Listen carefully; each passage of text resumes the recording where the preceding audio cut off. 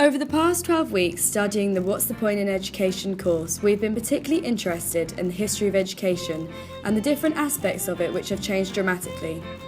In our presentation, we are going to be discussing how legislation and curriculum have changed and the impact this has had on the perception of a teacher. We also decided it was very important to consider the different ways that technology has shaped education and will continue to do so in the future. Firstly, we're going to talk about legislation. Scotland has a long history of education dating back to the medieval times and progressing to what it is today. Changes of legislation and education acts being modernised and developed have created our current system and curriculum. One of the earliest legislations was the Education Act in 1496. This was established by the Scottish Parliament and required landowners to make their sons go to school. The subjects studied were art, law and Latin. The reason for these subjects was so children had a solid understanding of the law and an all-rounded culture. This was the first time school was made compulsory in Scotland. In 1696, it was made law that every parish should have a school. Women were still not looked at as having any intellectual capability and were the stay-at-home wives and mothers. The majority of Scotland had good bases of education, but the Highlands and Islands were still lacking. 1872 brought the Education Scotland Act, which took education out of the church's control and into the control of the school boards, with the exception of Catholic schools and Episcopalian churches. Schooling was compulsory for 5 to 13-year-olds. An exception of this second consequence was that children over the age of 10 who could prove they had reached grade 5 of the curriculum could leave. Before this act was brought in, only 60% of children in Glasgow attended school and 10,000 were regular absentees. But by the end of the 1800s, schooling was universal and open to all children. In 1883, the nominal age of leaving was raised to 14 and education was free. But in 1908, the exemption system was banned and all children had a set entry and leaving age. The Intermediate Education Act of 1889 established secondary education in the UK, and girls were not included, but soon were granted the equal opportunities to sit examinations as boys. The University of St Andrews was the first university to be established in Scotland, followed by Aberdeen and Glasgow.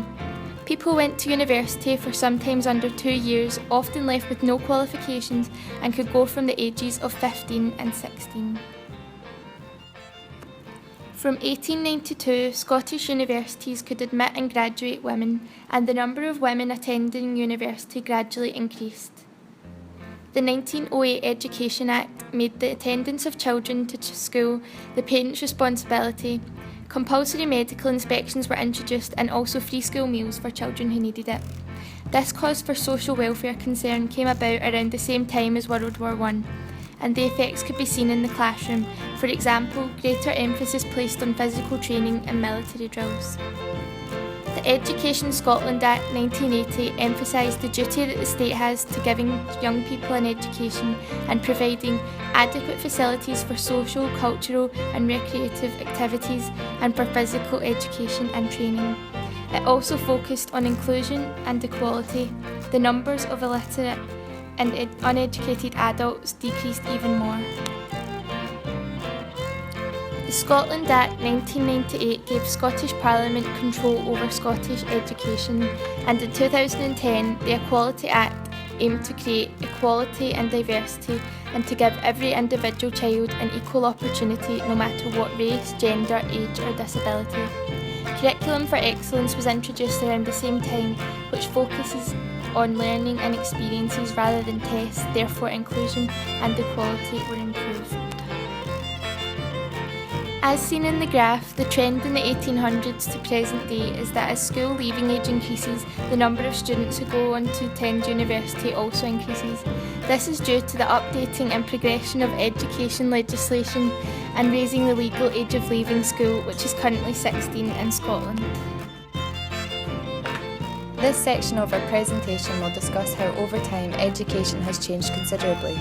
Firstly, education in the 1800s will be focused on, leading on to how education developed in further years. The ever-changing aims and values in primary education will be explored, as will how this has overall informed changes in the curriculum. Starting in the 1800s, Scotland has often been viewed historically as one of the best educated societies in the world, although this has not always been the case. In 1843, George Lewis published a book, Scotland a Half-Educated Nation, pointing to the growing failure of the Scottish system to cater for the educational needs of an expanding population, particularly in urban areas. There were only 13 Catholic schools in Glasgow in 1857 out of a total of 213 primary schools. The quality of teaching in them was variable and generally inadequate, as teachers only received 4 to 6 months training. In Glasgow, roughly 20,000 children were beyond the reach of educational institutions, and in the Highlands, half the inhabitants could not write and a sixth could not read. 20 or so years later, the situation had improved very little. In Glasgow in 1857, it was estimated that under 50% of 5 to 10-year-olds were receiving education. Even in the relatively high-educated northeast of the country, 2/5 of children of agricultural labourers were said to be uneducated. The poor record of attendance was the result of the continuing demand for child labour. Emphasis at school used to be put on the 3 Rs. However, within this restricted system, there were unfair gender differences. Boys in church schools received instruction in foreign and ancient languages, while girls were generally kept to domestic training. In spite of the emphasis on learning in the 3 Rs, the erratic attendance of children meant that standard of literacy was not high, although even though there were inadequacies, literacy rates were higher in Scotland than they were in England.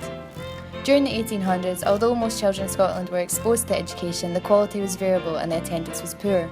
Moreover, institutions such as the church found it increasingly difficult to provide education for a rapidly growing population. Fast forwarding to the 1960s, education was influenced greatly by humanist and child-centred philosophies, as well as educational philosophers such as Friedrich Froebel and Maria Montessori, who invented more progressive methods of education for younger children. This was demonstrated by the publication of the Primary Memorandum, which set out a curriculum for primary school. This was designed to accommodate the interests of children of a wide range of abilities and interests, although it was actually quite difficult to implement. In schools at this time, a main aim was to change the attitudes held towards ethnic minority children as well as children who required additional support with their learning.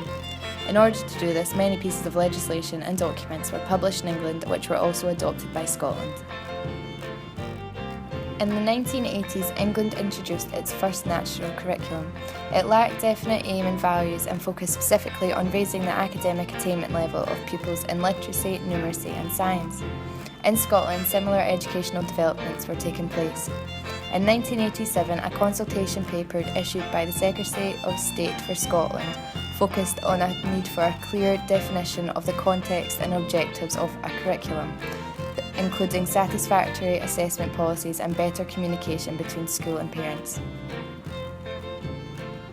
Educationalists and teachers began working and developing a revised curriculum for the Education Department, which resulted in the 5 to 14 curriculum. It aimed to satisfy the needs of the individual and society, as well as promote the development of knowledge and understanding, practical skills, attitudes and values. The aims, purposes and values of primary education during the 90s focused on the reconstructing and reorganisation of primary education. In Scotland, new guidelines for the curriculum for pupils aged 5 to 14 were published.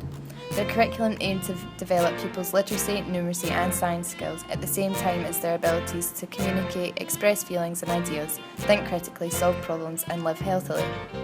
As well as this, it issued guidance stating that schools should specifically aim to help each pupil to acquire and develop a number of attributes, skills and abilities.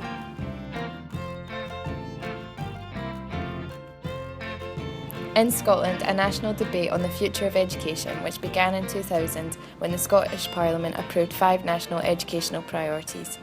The national priorities in education were intended to define priorities and educational objectives for the whole school of education and were organised under 5 headings. They were then further subdivided into outcomes.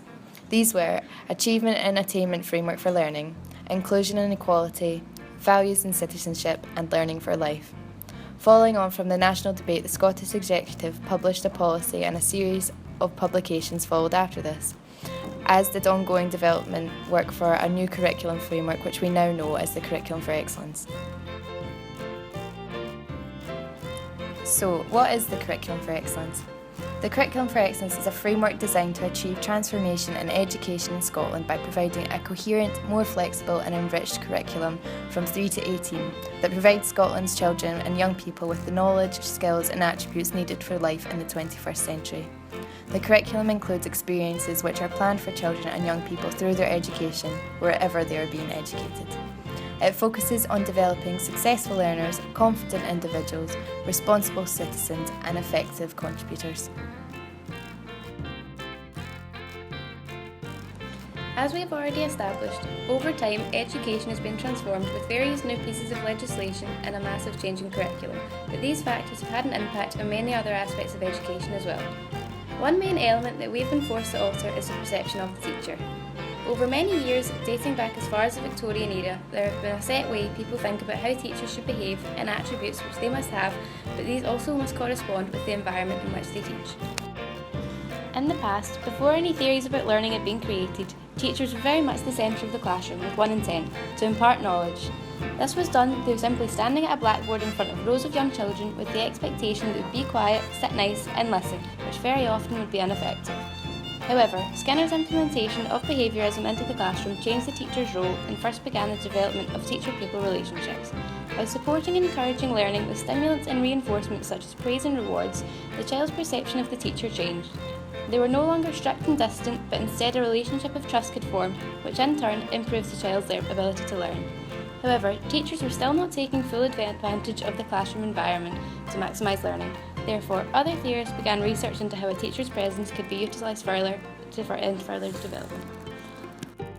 Theorists such as Piaget and Vygotsky conducted research on the social element of learning and put forward the idea of social constructivism as discussed by Carroll and McCulloch, in which it was discovered that a child's cognitive development was greatly improved by interactive learning. Whether this is with peers or between student and teacher, hence it becomes crucial that a child's perspective of their teacher is positive. Kane and Malone therefore confirm that nowadays relationships between student and teacher, such as trust and respect, is just as vital as academic achievement, if not given more emphasis, in order to encourage students to want to be effective learners, hence making the ability to be able to show reflection or understanding a requirement for a student-teacher. However, attempting to provide a positive image of a teacher to a child could become increasingly more difficult due to the fact that most forms of media still hold teachers in a negative light. Nowadays, there is a countless number of media outlets such as films and TV, and within these many different portrayals of a teacher can be found. But when looking at those most popular and well-known examples such as The Simpsons and Bad Teacher, the teacher is portrayed most negatively. Britton and Morrison explain that in most cases, this negative portrayal is designed to create a relatable humorous effect on more mature viewers in order to remain popular and boost ratings. But people appear to be ignorant of the negative effect that these portrayals could have on young children. For an adult, it is clear that teachers such as Mrs. Krabappel are represented in this way in order to induce humour, even when highlighting a serious issue. In the case of The Simpsons, it is being shown how a disinterested and monotonous teacher would undoubtedly have a negative effect on a child's education and their whole view of learning. These sort of portrayals can also admittedly be a sort of guide to student teachers, as it displays how easy it can be to fall into traps and become this sort of teacher. It demonstrates how demanding the workload is as well, as to an extent emotionally draining due to having to gauge how much you need and should engage with pupils. However, this in-depth understanding of these portrayals that come almost naturally to a mature adult will not be understood by a young child, which is where the danger of displaying this sort of medieval perception of what a teacher is comes into play. For a child who has perhaps not yet experienced school, to be surrounded with media content depicting teachers who are boring or scary or strict, as what is the norm, could have potentially damaging effect on the child as a learner, as from a young age they will have developed a negative, if not fearful, perspective of what a teacher is. This is backed up by Isera's study, as he states that the child's perspective of what to expect from their school experience and their teacher is very much influenced by their home. Therefore, if cartoons such as The Simpsons are frequently viewed by older family members, this will likely have an unnoticed negative effect on the child and could therefore affect their ability to learn and slow their cognitive development for a number of years of their schooling experience. Although the meaning of what is to be a teacher has changed alongside legislation and curriculum and is now taught as part of teacher training, the perceptions of a teacher shown in most media outlets remain stuck in the past, creating a negative perception for the child of their teacher, their education and their school, and therefore can pose a threat of damaging their development. As we have discussed many ways that education has changed throughout history, it is important to now consider one of the fastest changing and influential factors on education: technology. It is changing not only the physical appearance of classrooms, but also introducing new learning opportunities for children. Technology is a new medium through which the teacher can transfer wisdom to the child and is increasingly changing the way children learn both in and out of the classroom. Education and teachers have had to adapt to suit the society which they exist within in order to properly prepare children for later life, providing them with the knowledge and skills necessary to navigate our increasingly technological world. Modern-day classrooms look very different to how they've appeared throughout history. Classrooms now have computers and interactive whiteboards, and some schools have vast computer suites complete with iPads and laptops. It could be argued that the increasing amount of technology in the classroom doesn't allow for children to be creative. However, this is not the case. New technologies, such as programs designed to help children learn the shapes on an interactive whiteboard, provides a new way for the work to be visually stimulating, with all the class focused on one visual stimulus which engages them together. This suits the didactic teaching approach, teaching a group of students a new skill all together. Learning through technology fits in well to the behaviourist approach to teaching, by which children are exposed to information by the teacher and instructed through positive and negative reinforcement, which consolidates knowledge and behaviour. Computer programs are particularly suited to this, as referenced to by behaviourist theorists such as B.F. Skinner. The computer programs seem like a great innovation, as they allow for individuals to progress to the next level once they have achieved certain tasks and can be praised for these achievements. A computer program can track a child's advancement in a certain subject and suggest activities which build upon previous knowledge. However, it is doubtful they will ever be able to recreate the benefits which children get from interacting with their teachers and peers. The behaviourist model provided by such computer programs places the learner in a passive role and does not allow them to share and therefore improve their ideas with one another. Unfortunately, advancements in technology still struggle to replicate the constructivist and social constructivist models of learning and teaching, which places the student in a much more active role, able to influence, structure and build upon their own learning with the help and guidance of their teacher. Developments in technology have provided both solutions to old problems for teachers and also created new ones. The existence of social media and the role it now plays in our everyday lives means that teachers now need to educate students on how to stay safe online. Educating children about the risks associated with being active online and still teaching them all the benefits it has presents its own challenges. Children should not be scared to take advantage of the dramatic advancements which have been made in technology. However, they should be aware that there are some dangers.